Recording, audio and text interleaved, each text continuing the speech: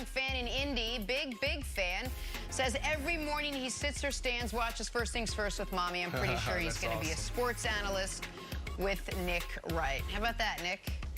Was that you, a little Nick? That young man's got good takes. Good takes.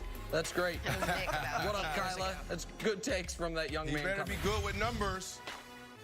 Back to our top story this morning, the much-hyped battle between Brady and Rodgers, Bucks and Packers. Packers raced out to a 10-0 lead, but it was all Bucks after that. 38 unanswered points for Tampa Bay, kick-started by a Jamel Dean pick-6. And the Buccaneers never looked back. Even Gronk found the end zone. Bucks win. They beat the Pack 38-10. Brandon, how surprised are you that Tom Brady and the Bucks blew out Aaron Rodgers and the Packers? I'm not surprised that they won, but I am surprised how they did it. Look, I have so much stuff. Every jersey that I worn, it's in storage. Every touchdown ball I have. So I have so much stuff. I have footballs laying around the house. I have jerseys of the Jets. I have jerseys of the Seattle Seahawks. I have so much memorabilia. I also have notebooks. This is my 2015 notebook from when I was playing with the Jets. And one of the things I always did was take notes on my head coaches. So what do we have here? Coach Todd Bowles, first one in. He sets the tempo for how we work. He gets it. Accountability. He's fun. And I also have a line here that says, Todd Bowles, why is he so good? It's hard in today's game to find coaches that players respect. So I say all that because, to me, this was all about Todd Bowles and that defense. They were amazing. The only thing Todd Bowles was missing in New York was that pass rush. He couldn't find a defensive end, a linebacker that can consistently get to the quarterback. We saw it yesterday. Him confusing Aaron Rodgers play after play after play. So for me, it's not about Tom Brady. It's not about Bruce Arians. It is a little bit about them cleaning up the penalties, going from being the most penalized team in the league the last 2 years to having 0 yesterday. So good job to them for cleaning that up and being a disciplined team that will help you win ball games. But you have to respect what this defense is doing, Nick.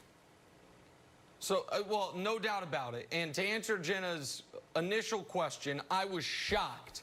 I thought the Packers were going to run away with it. I didn't even think it was a possibility that the Packers would get blown out. I knew they could lose. I didn't think they would. But I never thought it was a chance they'd get blown out. But, Jenna, you asked a very interesting question at the end of the last segment. Is it time for me to admit that the Bucs are Super Bowl contenders? And so you look at the team and you say, all right, they've got an excellent defense, a truly dominant front seven. They have an innovative head coach. They have great coordinators. They're a little limited at quarterback. So I would like to congratulate the Chicago Bears on also being Super Bowl contenders. Because if that's all it takes, then put them on the list. I'd be very interested to hear. I'd be very interested to hear the case as the Bucs as Super Bowl contenders that cannot be made for the team that just beat the Bucs, the Bears, as Super Bowl contenders. Now, I'm going to say neither. This is about the Bucs, not the Bears. No, yes, right. They are. But this is reminiscent of the 2015 Denver Broncos when Peyton Manning went to Denver. This is the same exact story. Phenomenal defense. You got Von Miller. You got Talib on one side, Harris on the other.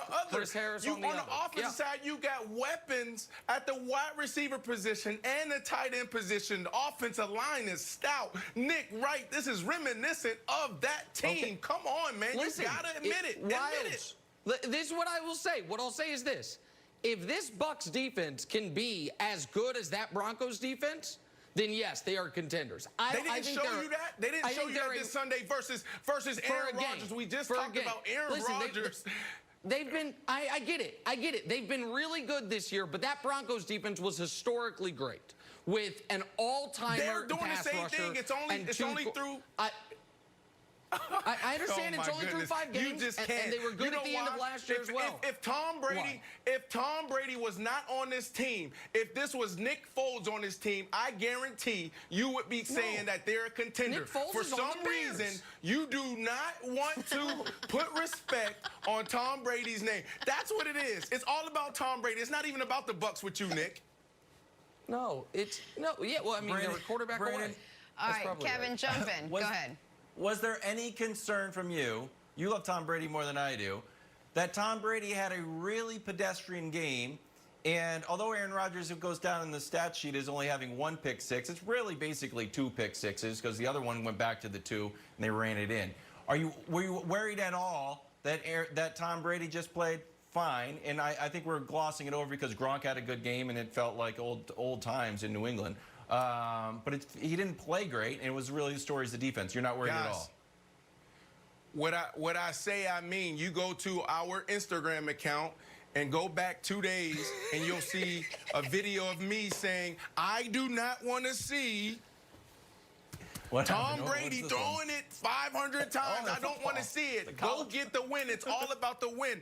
The biggest gap in this Packers defense was their run game. So run the ball and play good defense. That's what I said. I don't care about him throwing it for 300 yards. I want to see them win, Jenna. Okay. All right, let's move on. The other big story yesterday, the big game, Browns-Steelers. Pittsburgh's defense got to Baker Mayfield early, got to him often and often. Baker came in with sore ribs. He was sacked 4 times. I'm sure that won't help. Intercepted twice. Finally pulled in the 3rd quarter for Case Keenum. All right, Brandon, how strong is Baker's hold on that starting job in Cleveland? It's not strong at all. It's slipping away, and guys, we have 5 minutes left in this show. You have to go back and watch me and Nick go head to head on this discussion. I don't think we're going to be able to get into it. For me, it goes down to 1 play. He threw a pick on 1 play.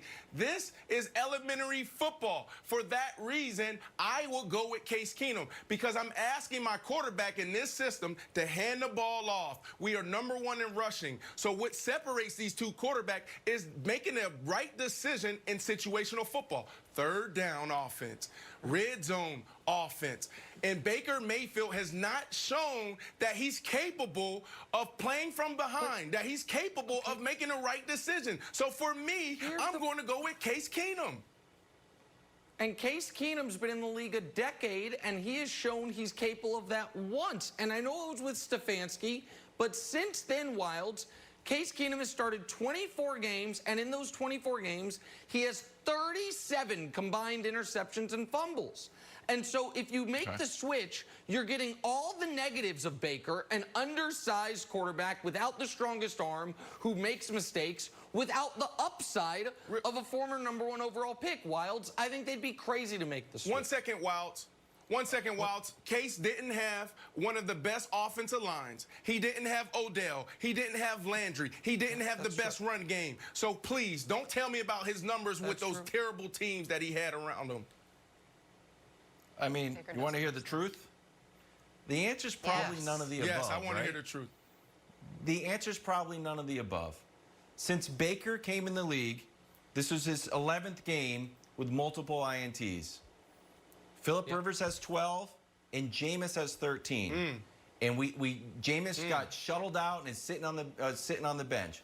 So Nick, here's a question to you: If I'm the Saints and I call you up and you're the Browns, and I said, hey, you know Case Keenum's not the guy. Do you want to trade straight up Baker for Jameis? Yep. Would you do that deal? No, I wouldn't trade Baker for Jameis. You could have had Jameis as a backup if you wanted him, but if the problem is turnovers, then you're not. Then you're the Jameis, LASIK surgery notwithstanding, is not going to fix that. What is it, Brandon? Brandon, what are you doing? Jenna, let me go to my notes. Here. 10-18, Cleveland at Pittsburgh. Let's go down to Cleveland's O, right? And this is all my notes, just breaking down these 2 teams. And then, and I do this with a buddy of mine who's really great at understanding everything going on in the league. He says, I'll say it, this offense would be awesome if they had a good quarterback. Pass game. So I say that because that's fine. I didn't come out and say I didn't say that last week. I didn't say it last week because I thought it would be a jerk reaction. Hold on. But the reality is there's people around the NFL that believe Case Baker Keenum is a good quarterback. That's fine. Baker might be a bust. He really might be. Brandon. But there is here's the thing, Wilds. And now people are going to start saying it, Jenna. All right. Go. You might be right, Wilds. The right quarterback's not on the roster. But we know it's not Case. Yes. Go ahead, Jenna. All right, tonight, guys, special edition of NFL on Fox. This is a good one. I want to get to it. Our friends at Fox Bet, they got the Chiefs as 5.5-point favorites. Nick is apoplectic. Brandon's got the in Bills tonight's winning matchup by a in lot. Buffalo. Brandon, who wins tonight, buddy? Brandon's got the Well, Bills. I got the straight up. Bills to We know win, it. and I don't know what they put down because I told the producers 10, but I was just joking. But it really is 3. The Bills win by 3. All right, I think Wilds. the Chiefs win by a touchdown, probably. Hate to break it to you. Chiefs win by Here we go, double Nick. digits. Thank you. Brandon Marshall loses a lot of money to me from a side bet we're making. He comes in tomorrow, and I demand that we pull up all his Mahomes commentary about the league figuring it out, about Josh Allen being the next face of the AFC, and we run a best of. That's my 3-level prediction. Chad Henne. Chad All right, a Henne. special Oh, yeah, Mahomes 4:30 going to the bench. kickoff tonight. Undisputed starts right now. Have a great day, everyone.